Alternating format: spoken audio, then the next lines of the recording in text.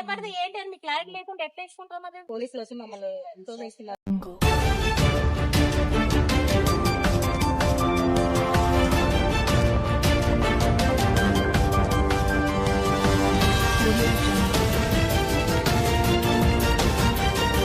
ఉదయం 4 గంటలు అయితే గొడుసులు వేయడానికి వచ్చాం. మేము గొడుసుల కోసం ఒక 4 నెలల నుంచి మేము ట్రై చేస్తున్నాం. ఇంకా స్థలం ఉందని చెప్పేసి వేరే వాళ్ళు చెప్పారు.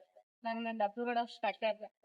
దాంతో పెద్దవాళ్ళ ద్వారా అలా అక్కడికి వచ్చి గుడిసెలు వేసుకున్నాం. పోలీసులు వచ్చి మమ్మల్ని ఎంతో చేస్తున్నారు. కాగితాలు దమ్మంటే తేయట్లేదు.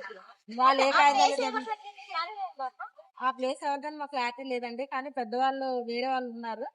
వాళ్ళు చెప్పారు ఇట్లా వేరే వాళ్ళకి అప్లై చేసేస్తాం అది అని చెప్పేసి.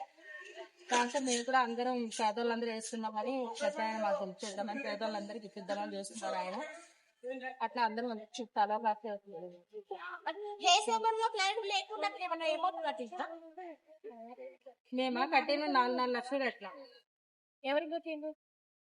మమ్మల్ని ఎవరైతే తీసుకొచ్చారో వాళ్ళు. ఇప్పుడు మీరు కట్టి వచ్చిండ్రు కదా, అసలు ఏంటి మన ప్రాబ్లం ఏంటి? మీరు ఇప్పుడు వేసుకొని చేయట్లేదా? ఎవరు అడ్డు ఉంటాయి? మరి వాళ్ళకి మీరు ఇచ్చే సమాధానం ఏంటి? వాళ్ళ కాగితాలు తెస్తే మేము వెళ్ళిపోతాం. వాళ్ళ కాగితాలు వెళ్ళింది వాళ్ళు వచ్చి ఊరికే తోసి పాడేస్తున్నారు. ఏమున్నా కాగితాలు తెమ్మని లేదు. అమ్మ చెప్పండి, మీరు ఎక్కడి నుంచి వచ్చిండ్రు? మేము ఇక్కడ నచ్చరంలో ఉంటామండి. ఓకే, గుడిసెలు తీసుకోవడానికి గుడిసెలు అంటే ఆ ప్లేస్ ఎవరిది ఏంటి అని మీకు క్లారిటీ లేకుండా ఎట్లా ఇచ్చుకుంటాం? అదే గుడిసెలు ఎందుకు ఇష్టకూడదని పేదవాళ్ళము లేదు. మాకు మేము ఎక్కడ పోయినా మాకు గవర్నమెంట్ ఇల్లు ఇస్తానన్నారు, అది కూడా ఇవ్వలేదు. మాకు ఉండడానికి ఇబ్బంది అవుతుందండి. ఇలాంటిదని మేము గుడిసెలు వేస్తున్నాం అని చెప్పేసి వస్తామండి. ఓకే, ఇప్పుడు పోలీస్ వాళ్ళ అధికారం నుంచి వచ్చిండ్రు కదా, మరి వాళ్ళు ఏంటి మిమ్మల్ని ఏమంటుండ్రు? మిమ్మల్ని ఏమైనా సతాయిస్తురా? మీకు ఏమైనా ప్రాబ్లం చేస్తుందా?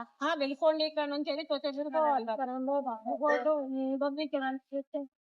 మరి మీరేమనుకో, ఇప్పుడు మీరు డబ్బులు కొట్టి వచ్చిండ్రు కదా, ఇప్పుడు ఆ ప్లేస్ ఎవరిది ఏంటని మీకు తెలియకుండా డబ్బులు కట్టిండు. ఒక మేడం మీకు హెల్ప్ చేస్తుంది కాబట్టి కట్టిండ్రు కాబట్టి అసలు ఏంటి మరి? ఇప్పుడు అక్కడ నుంచి వెళ్ళిపోతారా ఉంటారా? ఉంటామండి. వెళ్ళమండి, బయటకు వెళ్ళమండి, ఎక్కడే ఉంటాము. ఓకే అండి.